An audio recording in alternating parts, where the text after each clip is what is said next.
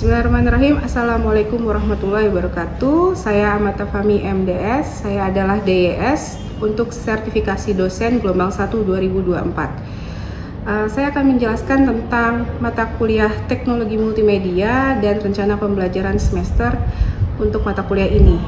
Bobot mata kuliah ini adalah 3, 1 SKS untuk teori dan 2 SKS untuk praktikum. Diberikan pada semester 1 untuk program studi teknologi rekayasa perangkat lunak di Sekolah Vokasi IPB University. Selanjutnya saya akan menjelaskan tentang deskripsi mata kuliah teknologi multimedia.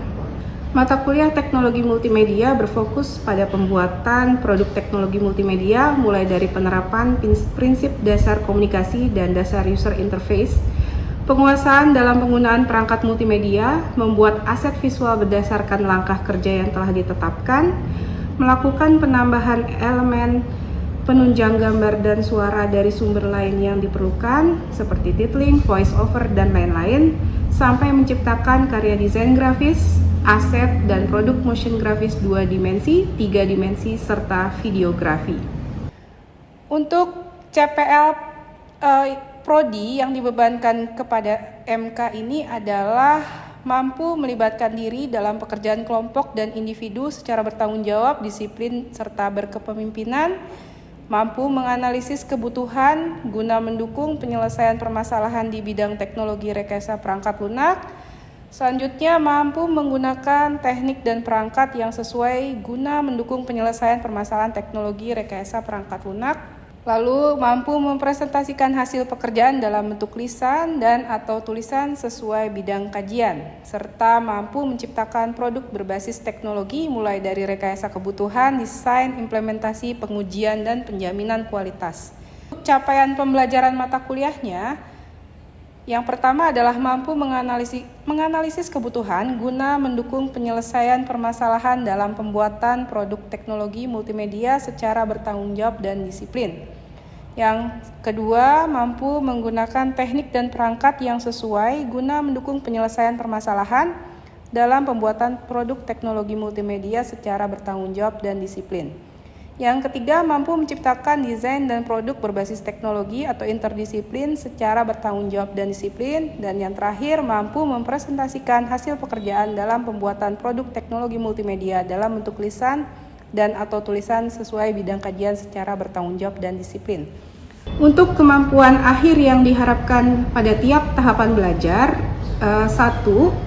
Mampu menganalisis kebutuhan desain pada tahap perencanaan atau praproduksi, mulai dari gambar, warna, tipografi, layout, dan lain sebagainya, guna mendukung penyelesaian permasalahan dalam pembuatan produk teknologi multimedia seperti desain, grafis, motion graphics, dan videografi secara bertanggung jawab dan disiplin.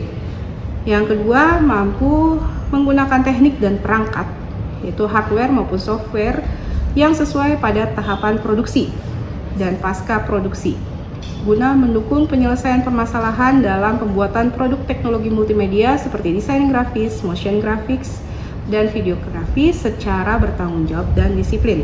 Yang ketiga, mampu menciptakan produk desain grafis, motion graphics 2 dimensi, motion graphics 3 dimensi, dan videografi secara bertanggung jawab dan disiplin. Dan yang terakhir, mampu mempresentasikan dan mempublikasikan hasil pekerjaan dalam pembuatan produk teknologi multimedia seperti desain grafis, motion graphics, dan videografi dalam bentuk lisan maupun tulisan sesuai bidang kajian secara bertanggung jawab dan disiplin. Untuk sistem pembelajaran dan metode pembelajaran pada kuliah teknologi multimedia ini terdiri dari luring dan daring. Untuk luring sendiri ada kuliah dan praktikum. Di kuliah akan dilakukan diskusi secara teratur dan terjadwal yang dilakukan untuk pengarahan, pembimbingan, dan konfirmasi terhadap kemajuan belajar mahasiswa.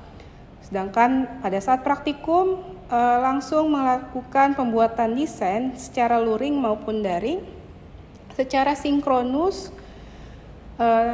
remote, yang dilanjutkan dengan tugas mandiri, berfokus pada visualisasi dan hal-hal yang berkaitan dengan kreativitas yang sesuai dengan aturan, yaitu teori, hasil penelitian, serta pengalaman praktis. mencapai semua kemampuan akhir yang direncanakan, mulai dari penataan sebuah tampilan atau interface, lalu untuk berfokus pada penyelesaian pekerjaan di tahap produksi, kemudian berfokus pada penyelesaian pekerjaan di tahap pasca produksi hingga menjadi final artwork atau produk jadi.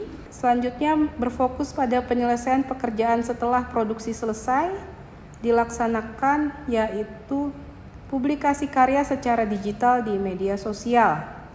Untuk evaluasi ada 2 kali dilakukan di tengah semester dan di akhir semester. Untuk ujian tengah semester berupa pretest, posttest, serta formal summative assessment.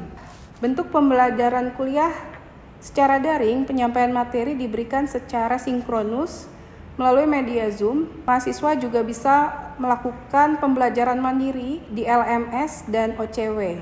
Untuk OCW semuanya adalah self-assessment. Dalam mata kuliah teknologi multimedia ini, metode pembelajaran berupa discovery dan self-directed learning, di mana mahasiswa mempelajari materi, berdiskusi, dan melakukan kegiatan perancangan secara mandiri dengan memanfaatkan semua fasilitas yang diberikan oleh dosen maupun dari wawasan baru yang didapatkan dari hasil searching for reference, broadening knowledge and point of view. Sedangkan dosen menjadi fasilitator, menyiapkan materi dan contoh terkait, serta membimbing dan memeriksa hasil pekerjaan mahasiswa.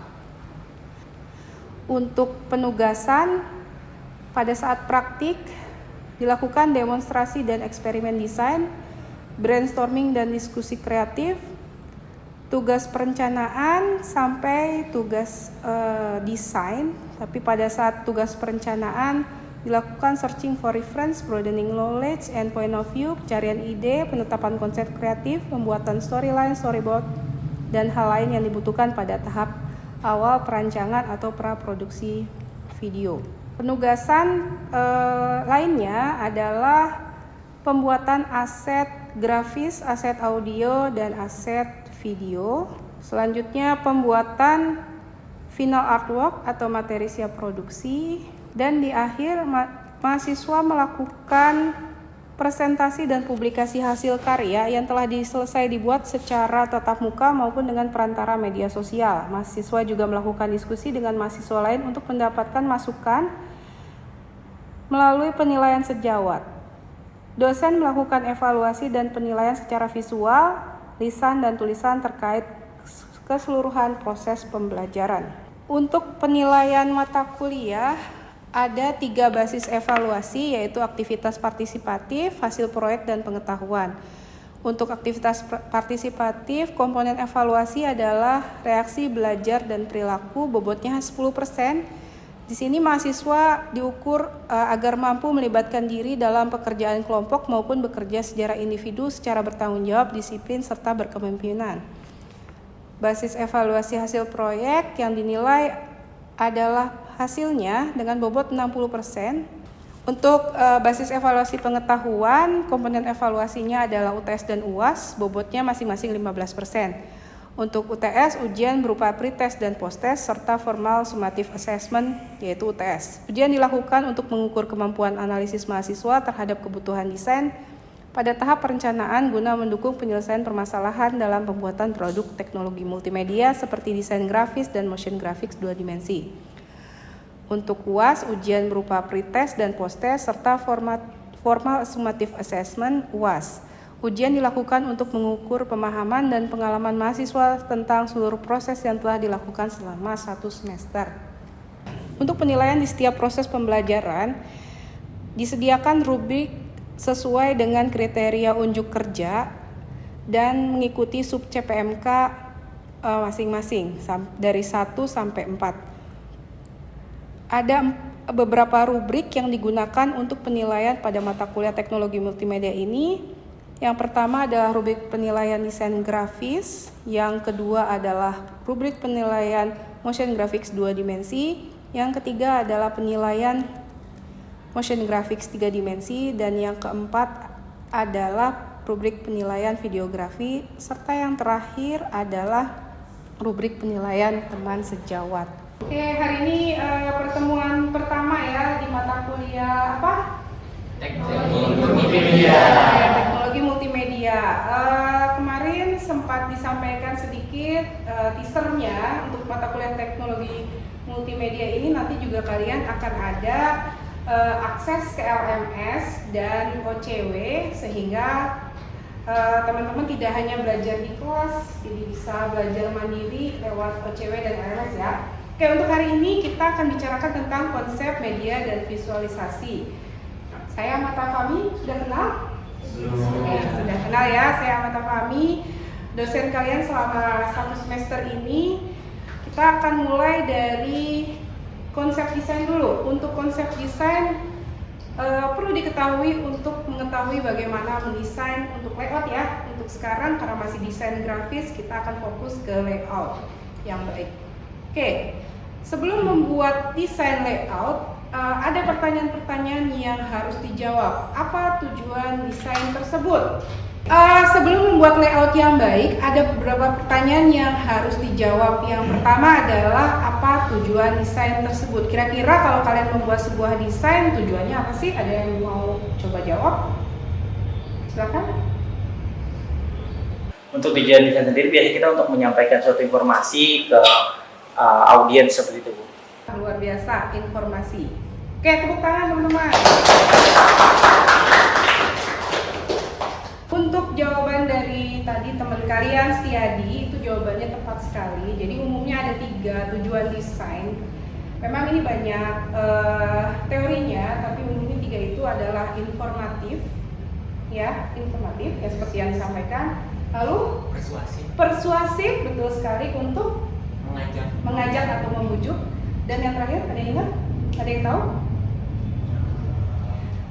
Reminding, untuk mengingatkan. Jadi tujuan desainnya ditentukan dulu, mau ngasih informasi kah, mau mengajak kah, atau mau mengingatkan akan sesuatu hal. Kita lanjutkan ke pertanyaan kedua yang harus dijawab. Oke, untuk pertanyaan kedua kita harus menentukan siapa target audiensnya. Untuk target audiens ini kalian akan lebih banyak belajar lagi nanti di pertemuan selanjutnya tentang UI UX ya.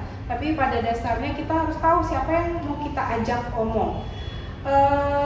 Untuk membayangkan ini lebih jauh, coba sekarang saya tanya. Sebutkan benda ya, satu benda atau produk yang spesifik yang menurut kalian bisa dijual ke seluruh masyarakat Indonesia. Yang berhasil menjawab dengan benar, ada hadiah dari saya. Silahkan, ada yang mau jawab? Coba jawab. Saya Ibu. Makanan. Oke, satu-satu ya. Kalau saya sih di makanan ya Ibu. Makanan, spesifiknya?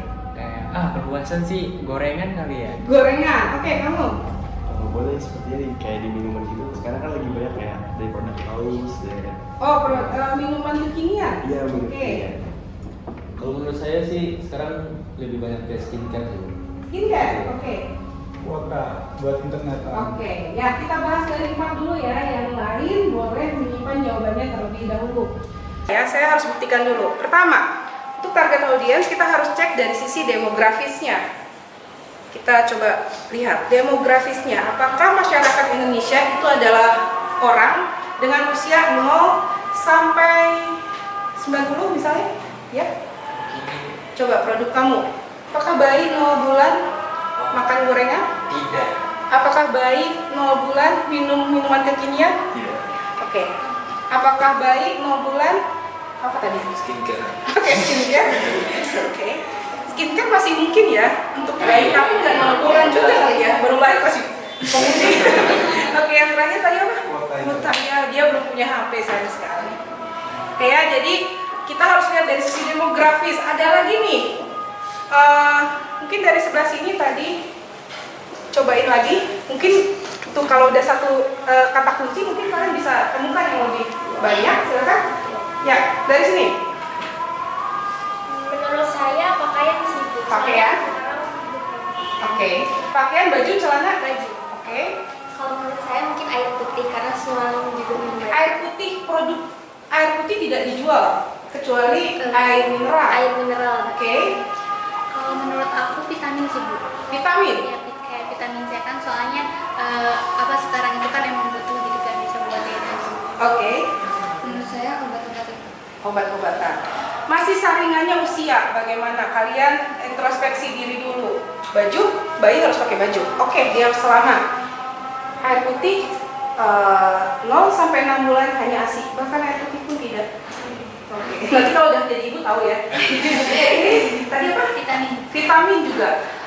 ASI sudah mencukupi semua kebutuhan untuk bayi sampai 6 bulan, bahkan ketahanan tubuhnya juga dari ASI. Sama obat-obatan juga, jangan dikasih obat dulu ya, dikasih ASI aja. Oke, belum ada yang berhasil ya, tapi dia sudah lewat saringan 1. Yang kedua adalah tadi apa? Baju ya. Oke, bagaimana dengan saringan kedua adalah geografis. Geografis. Kenapa ada di Papua orang-orang yang nggak pakai baju? Kekurangan bahan. Kekurangan bahan. Berarti nggak bisa dijual ke sana kan produk itu? Ya, jadi saringan geografis juga harus dipikirkan. Contoh, mau nggak kalian jualan AC di Bromo? Dingin. Mungkin nggak? Ya. Jadi kalau hidupnya kurang kurang sulit boleh jualan AC di Bromo. Oke, kita lanjutkan ya. Berarti belum ada yang berhasil mendapatkan hadiah dari saya. Ya. Oke, teman-teman, terima kasih atas semangatnya hari ini mengikuti kuliah. Kita akan lanjut praktikum ya. Tapi awal praktikum akan kita mulai di Zoom. Jadi kita ketemu dulu di Zoom, lalu kalian boleh remote untuk mengerjakan pekerjaan yang sudah kalian rencanakan.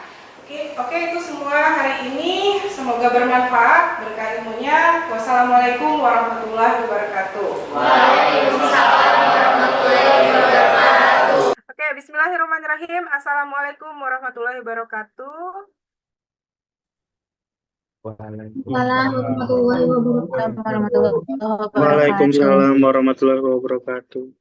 Ya, halo teman-teman, ketemu lagi. Kita mulai belajar lagi ya di mata kuliah Teknologi Multimedia. Kali ini praktikumnya akan dilaksanakan secara sinkronus Zoom. Namun setelah sinkronus selesai, kalian dipersilahkan untuk melanjutkan proyek kalian secara remote ya. Nanti jika ada kesulitan atau butuh pembimbingan, saya standby untuk memulai Zoom secara khusus ataupun via WA ya. Jadi dibuat nyaman saja mau seperti apa pembimbingannya. Nanti minggu depan kita ketemu lagi secara offline di kampus.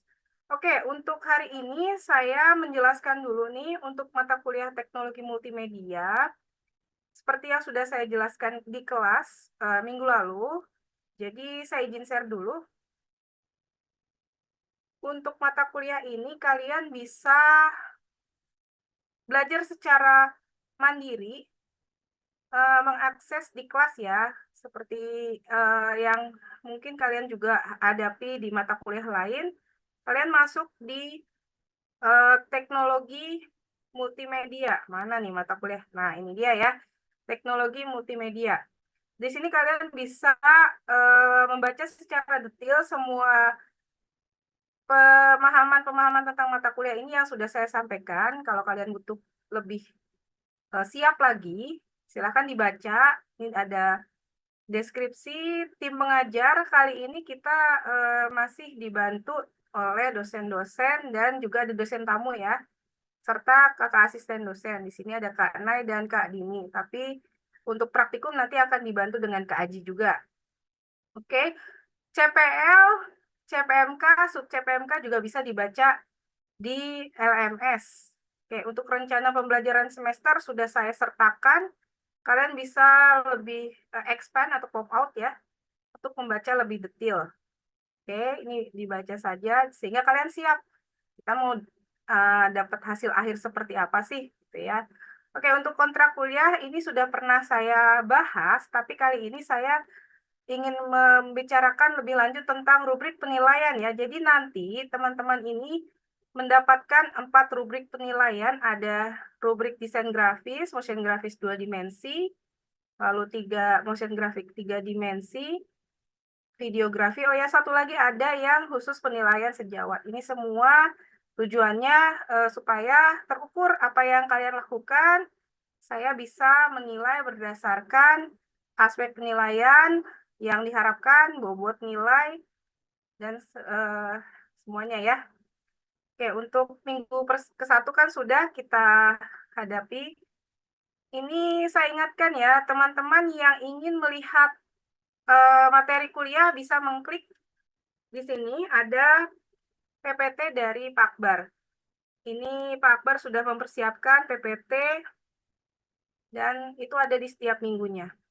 Satu lagi, kalian juga bisa akses ocw.ipb.ac.id. Ini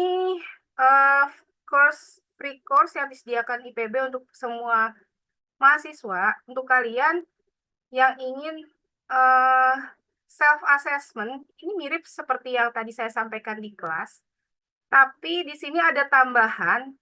Jadi ketika materi PPT-nya tadi ya sudah ada, ini sama, ditambah ada video juga dari Pak Akbar ya. Nanti ada Pak Akbar sebagai dosen kuliahnya. Lalu ini juga ada tambahan dari kakak kelas kalian yang sudah berhasil mendapatkan pemahaman sendiri tentang materi ini. Jadi ada yang memberikan pemahamannya berupa motion grafis, ada yang memberikan pemahamannya berupa e-book dan lain sebagainya. Dalam membuat konten, baik dalam bentuk video, audio, ataupun gambar, terkadang kita sulit dalam menentukan ide, konsep, hingga strategi. Oke, saya nggak selesaikan sampai selesai karena panjang, tapi ini adalah bentuk pemahaman dari kakak tingkat kalian. Itu bisa sangat membantu. Lalu selanjutnya kalian bisa melakukan kuis. Ini self-assessment juga, nilainya juga langsung muncul. Dan assignment untuk praktikumnya. Untuk assignment praktikumnya kalian diminta biasanya untuk mengumpulkan karya dan sebagainya. Silahkan dicek saja. Nanti kalau ada kesulitan bisa tanya langsung ke saya, Kak Nay, Kak Dini, ataupun Kak Aji. Ini udah sampai 16 pertemuan ya, jadi sebenarnya kita tuh kan 14 pertemuan, tapi ditambahkan pertemuan tengah semester untuk assessment ya, dan pertemuan akhir untuk assessment akhir. Oke, itu ya. Jadi ada dua tempat kalian bisa belajar secara asinkronus jika ingin menambah wawasan kalian di mata kuliah ini. Sudah dipersiapkan oleh saya.